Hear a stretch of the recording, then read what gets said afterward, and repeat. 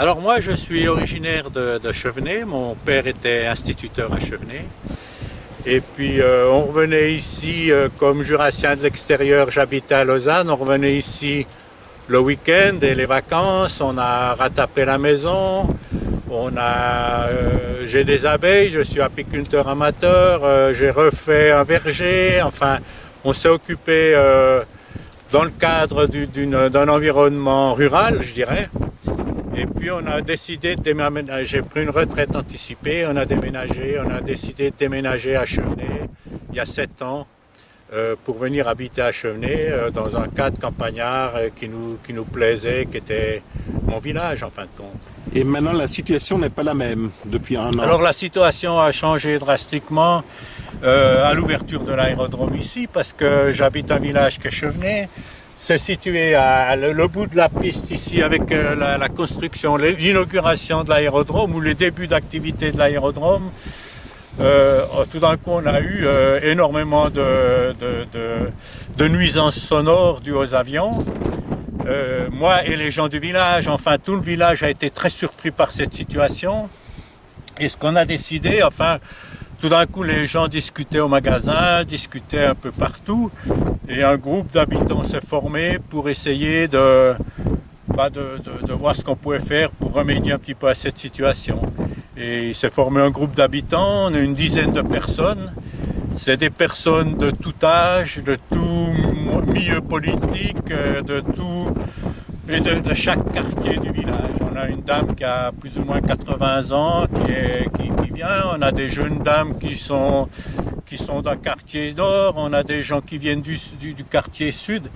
Et on a décidé on a essayé de réfléchir qu'est-ce qu'on pouvait faire là-dessus. On a commencé par faire une pétition avec une récolte de signatures. À l'époque, il y a eu une séance d'information, mais qu'on a minimisé l'aspect des nuisances sonores, l'aspect de l'impact sur le village. Donc on a toujours dit, et c'est toujours sur le site internet de l'aérodrome, c'est toujours sur l'étude d'impact, on dit tout le temps que on a toujours dit que cet aérodrome n'amènerait pas plus de nuisances sonores que l'ancien aérodrome de Courtedoux qui se trouve à 3 km de notre village. Or, cet aérodrome de Courtedoux avait un certain niveau de sympathie. Les gens toléraient parfaitement le bruit des avions qui passaient de temps en temps, parce qu'il y avait très peu d'avions, ça faisait pas beaucoup de bruit, et les gens avaient un certain niveau de sympathie, il faut l'avouer. Et puis quand il y a eu l'été passé, à partir de l'été passé, quand les avions passent sur le village, ça c'est différent, il y a 2-3 facteurs là-dessus. C'est qu'un, ça fait beaucoup plus de bruit parce qu'ils passent à basse altitude, souvent au-dessus des maisons, même quand ils passent à 100 mètres au sud, ils sont toujours à une distance, à une hauteur très basse. Ça fait énormément de bruit. Le village de Chevenay est situé dans une cuvette comme ça. Moi, j'habite au fond de la cuvette, en plein centre du village, à côté de l'église. Chez moi, quand il y a des avions, on ne peut pas manger un barbecue sur notre balcon, on ne peut pas lire un journal. On rentre à la maison parce qu'il y a trop de bruit. On a toujours dit que cet aérodrome serait un outil de développement de la région. Et puis en fin de compte, qu'est-ce qu'on remarque, c'est que maintenant les gens, ils ont des soucis, il y a beaucoup de préoccupations avec le prix de l'immobilier. Il y a des gens qui essayent de vendre leurs maisons depuis des années. Et c'est très difficile, il y a un marché de l'immobilier qui ne marche pas très bien. Et ils disent maintenant avec ce bruit des avions, plus personne ne voudra acheter nos maisons. Et le prix de l'immobilier va baisser, donc ça c'est un des aspects. On a eu un aspect aussi, on a une ferme dans le village où où ils font du tourisme à la ferme, disons comme ça. Et ils ont eu, en été passé, des réservations, les gens sont venus, ils devaient rester 15 jours, 3 semaines, et il y a eu 3 de ces personnes, de ces familles qui sont venues, qui sont parties après 2 jours parce que le bruit est intenable. C'est un bruit continu et c'est un bruit où les gens n'ont pas accepté. Là, on vient d'apprendre qu'en fin de compte, au niveau légal, ces avions devraient passer à 150 mètres au-dessus des zones non habitées, à 300 mètres au-dessus du village, et c'est vraiment pas le cas. Donc ça, c'est pas le cas. On vient d'apprendre des choses comme On vient d'apprendre des choses comme dire qu'ils ont un horaire, ça veut dire qu'entre midi puis 2 heures de tous les jours de semaine, et puis les dimanches et les jours de fériés officiels du canton du Jura, les avions n'ont pas le droit de faire leur tour de piste, ça veut dire des atterrissages et des décollages sans arrêt.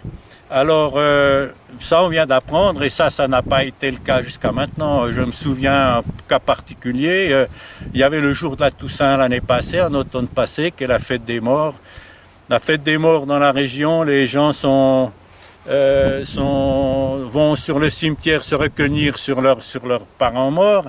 Et là, toute la journée, il y a des avions qui ont tourniqué et qui ont tourné et les gens étaient très fâchés avec ça. Donc, ça veut dire que, au fond, au début, vous n'étiez pas contre l'aérodrome. Ah, pas du tout, pas du tout. Donc, mon problème, c'est un peu les mêmes problèmes que les gens de Chevenay. Donc, premièrement, l'aérodrome, c'était pas à Chevenay, c'est à Brezaucourt. Donc, on pensait que l'aérodrome serait beaucoup plus loin du village. Hein, et on n'a jamais imaginé que ces avions passeraient aussi près du village et feraient du bruit. Donc ça, premièrement, c'était le premier facteur. Deuxième facteur, c'est que, comme je vous l'ai dit, les avions de Courtedoue, il y avait un certain niveau de sympathie de la population pour ces quelques avions qui volaient et puis qui passaient par là.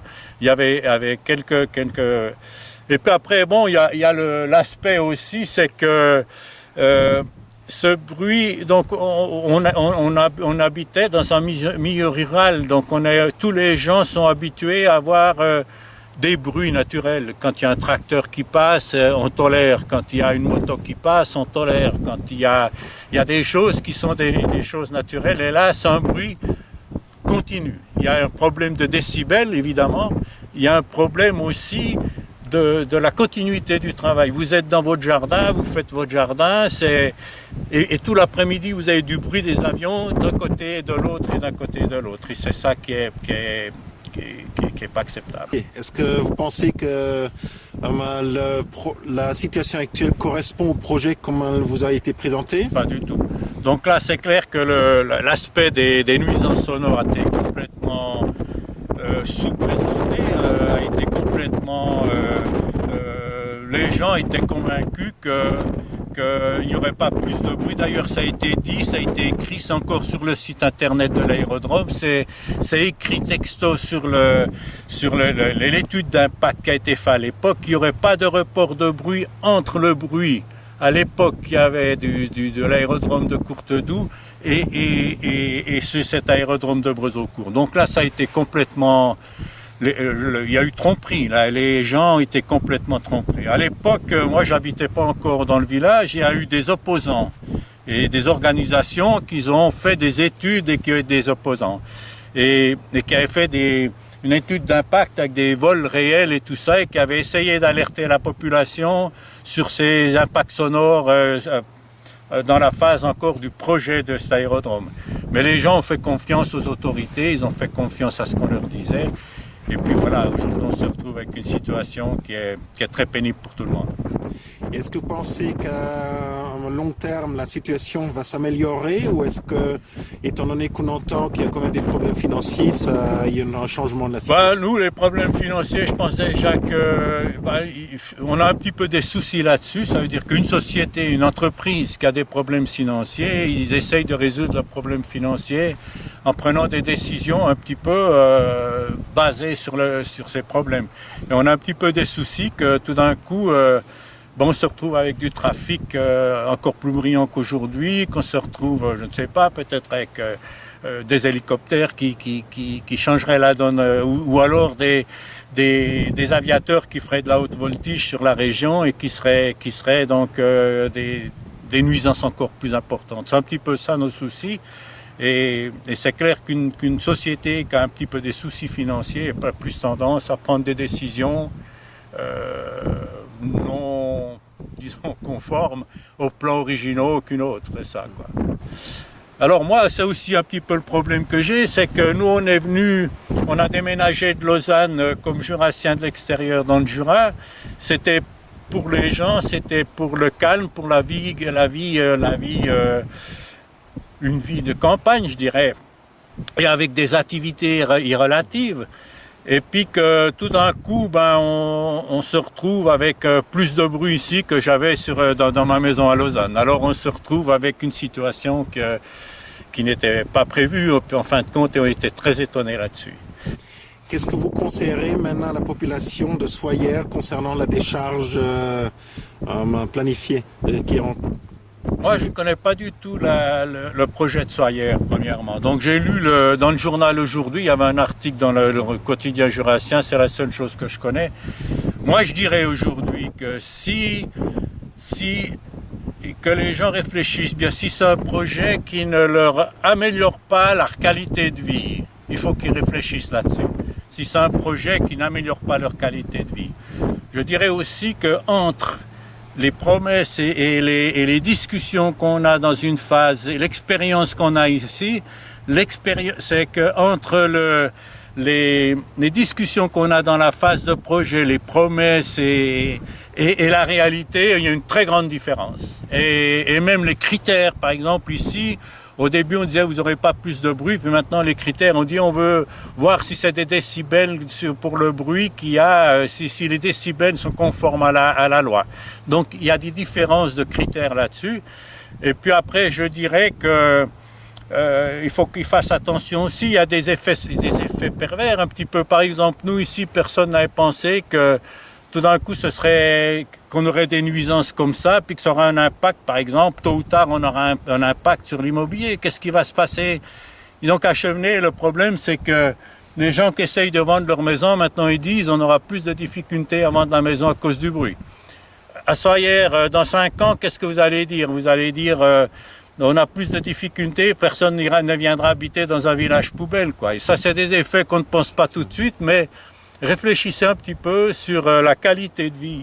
C'est ce que ça vous apporte, plus une qualité de vie supérieure là-dessus. Sinon, demandez à vos autorités communales de trouver des projets qui rapportent et qui vous rapportent un petit peu des assises financières plus conséquentes et qui correspondent plus à des critères de qualité de vie. C'est la seule chose que je peux dire aux gens de Soyer.